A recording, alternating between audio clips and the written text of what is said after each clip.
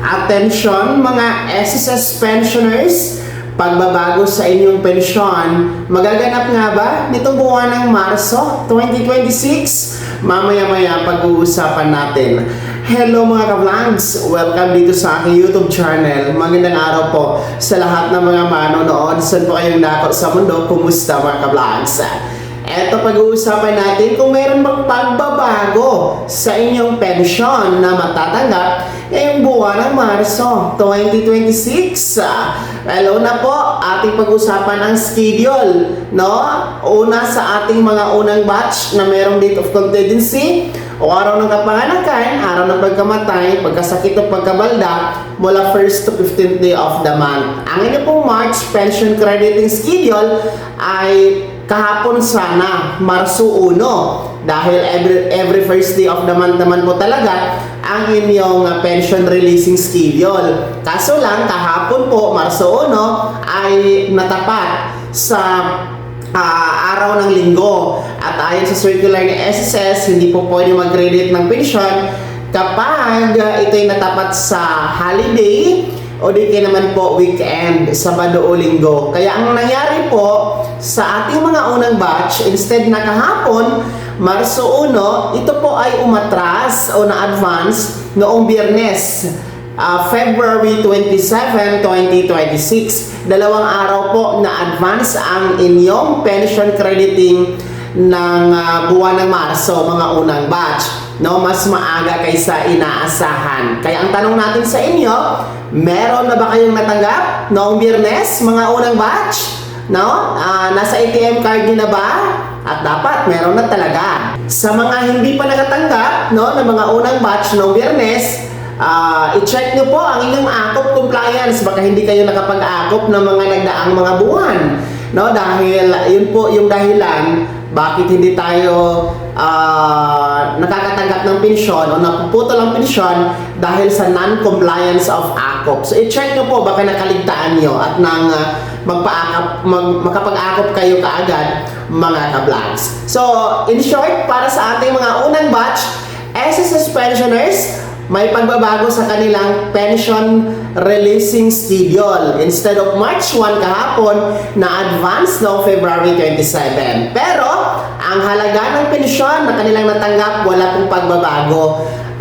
Kung ano man ang pensyon na kanilang nakukuha kay SSS monthly, yung regular pension nila, yun lang talaga ang nakikredit noong Biyernes. Kasi walang pagbabago sa halaga. No? In short, wala pong pension increase, mga ka-vlogs. Pangalawa, ang ating pong mga pensionadong kabilang sa second batch o yung may date of contingency, araw ng kapanakan, araw ng pagkamatay, araw ng pagkasakit o pagkabalda mula 16 to last day of the month. Ang inyo naman pong March 2026 pension crediting schedule ay March 16. Kung nakikita niyo po sa yung kalendaryo, ang March 16 ay natapat po yan sa araw ng Lunes. At hindi naman po yan pula. Ibig sabihin, hindi yan holiday. At hindi din po yan natapat sa Sabado o Linggo, weekend. Kaya wala pong pagbabago sa schedule ninyo, mga second batch. Mananatili po sa regular and original crediting schedule, which is March 16, 2026, araw ng Lunes. And at the same time, mga second batch, no, wala kayong pagbabago sa schedule. Pangalawa, wala din po kayong pagbabago sa pension na matatanggap ninyo. Walang pagbabago sa halaga ng inyong pensyon. Dahil ulitin ko, katulad ng mga unang batch noong Biyernes, ay wala din po kayong pension increase na matatanggap for this month of March, mga second batch, no?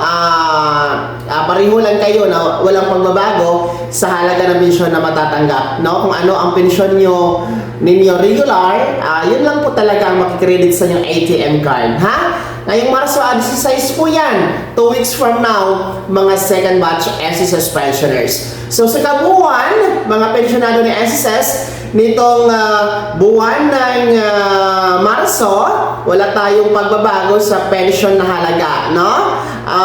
Una, yung pension increase ay mangyayari ngayon pang September 2026. Second round po ito o karugtong sa pension reform program na increase na sinimula noong September 2025. Yung 10% pension increase for retiree and total disability pensioners and 5% pension increase for our survivor pensioners. So sa Setyembre pa yan mangyayari ulit ha. Sa taon na ito. Pangalawa, yung ating pong second tranche, 1,000 pesos pension increase, wala pa po yan, no? Wala pa yung pondo at hindi pa yan maipapatupad ngayong buwan ng Marso, mga pensionado. So, in short, wala talagang pagbabago sa halaga ng pensyon ngayong buwan ng Marso, mga ka-vlogs. Kaya naman, mga SSS pensioners, ano po yung comment at reaction sa balitang ito? No? Ibahagi niyo po sa comment section na nasa baba. Pakilagay ng buong pangalan at kung taga saan kayo. Kung bago ka pa lang sa aking channel o di kaya di ka pa nakasubscribe, i-click niyo muna ang subscribe button na nasa baba. Huwag kalimutan na pindutin ang notification bell. Ilagay niyo po sa all para updated ka sa lahat ng mga videos na i-upload ko. Maraming salamat po. God bless. Mag-ingat mga ka-vlogs.